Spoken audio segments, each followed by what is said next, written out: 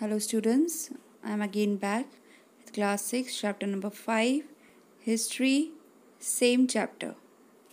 What topics we will cover in this political organization? This is a new topic.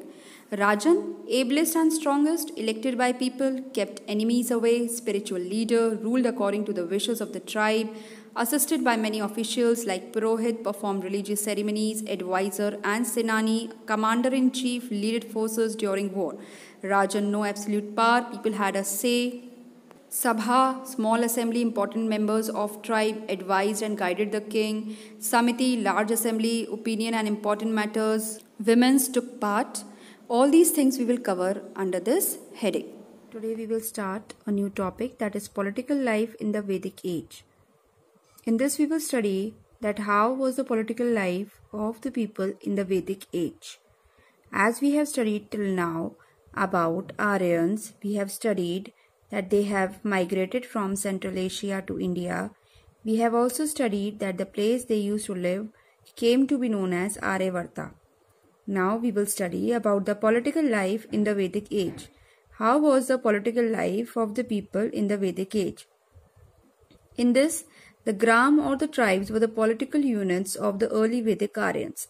Now the Gram or the tribes means Kabile, they were the political units of the early Vedic Aryans.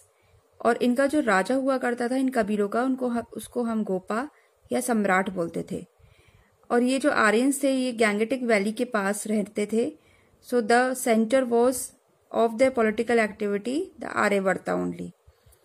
उसी time कुछ kingdoms, कुछ राज्य जैसे कि विदेहा, मगध, काशी, कोसला, कुरु, Avanti and Panchal, इस तरीके के नए राज्य आए सामने. They came into existence.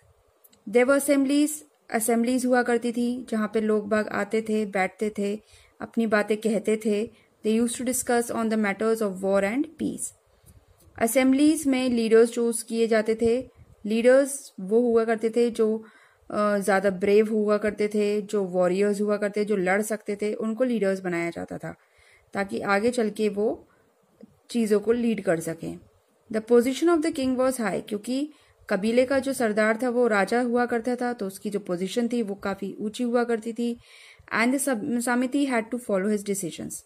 समिति जो थी वो एक तरह से लोगों की एक समिति थी जिसमें काफी सारे लोग रहते थे और उनको जो राजा का डिसीजन हुआ करता था वो फॉलो करना पड़ता था. In the early Vedic age skilled warriors were chosen as leaders, but later the hereditary system came into existence. Early Vedic age में, जैसे कि मैंने आपको बताया था, वैदिक एज दो पीरियड्स में डिवाइड थी, early Vedic as and later वैदिक एज. अर्ली वैदिक एज में जो स्किल्ड वॉरियर्स थे उनको हम लोगों ने लीडर्स चूज किया, लेकिन धीरे धीरे पहले तो हम उन्हीं को लीडर्स चूज करते थे, लेकिन धीरे धीरे hereditary system it came into existence. Hereditary system में क्या होता था, जैसे राजा है तो जो राजा का बेटा है वही राजा बनेगा, वही लीडर बनेगा. The kingdoms did not have capital cities. Kingdom की कोई कैपिटल सिटीज नहीं होती थी, पैलेसेस नहीं होते थे, neither they use to have any armies. Armies नहीं होती थी उनके पास, किंगडम्स भी नहीं होते थे, वो ना ही वो कोई टैक्सेस कलेक्ट करते थे. उस टाइम जो प्रीस्ट और पुरोहित हुआ करते थे वही राजा को डिसीजन लेने में हेल्प किया करते थे. They use to help the king in taking the decision. वो उसके अच्छे के लिए काफी सारे यज्ञ किया करते थे, मंत्र बोलते थे ताकि जो राजा है वो जीत जाए अगर कभी किसी से लड़ाई हो तो. The Kings were in charge of defence. Kings क्योंकि राजा थे तो वो इन चार्ज थे डिफेंस के, maintenance of law and order. उनको ये भी देखना रहता था कि हमारे किंगडम में लॉ एंड ऑर्डर रहे. Battles were consider important to capture territories. लड़ाई लड़ना बहुत जरूरी था उस टाइम, क्योंकि अगर वो लड़ाई नहीं लड़ते तो जो दूसरी टेरिटरीज थी उनको कैप्चर कैसे करते. ना ही उनके पास वाटर सोर्सेज और अच्छे होते, फर्टाइल लैंड, जैसे दूसरी टेरिटरी के पास अगर फर्टाइल लैंड है तो जब हम लड़ाई लड़ते तभी वो फर्टाइल लैंड हमारा हो जाता.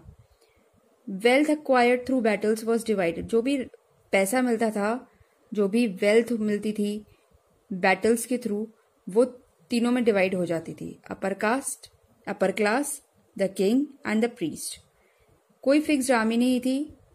जो लोग रहते थे कबीले में वही उस बैटल्स में पार्ट लेते थे.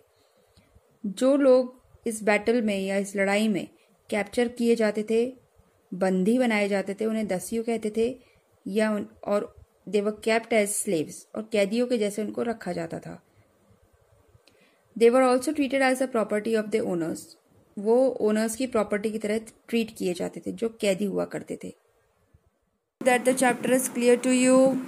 Bye the time, stay home, stay safe, take care. Thank you so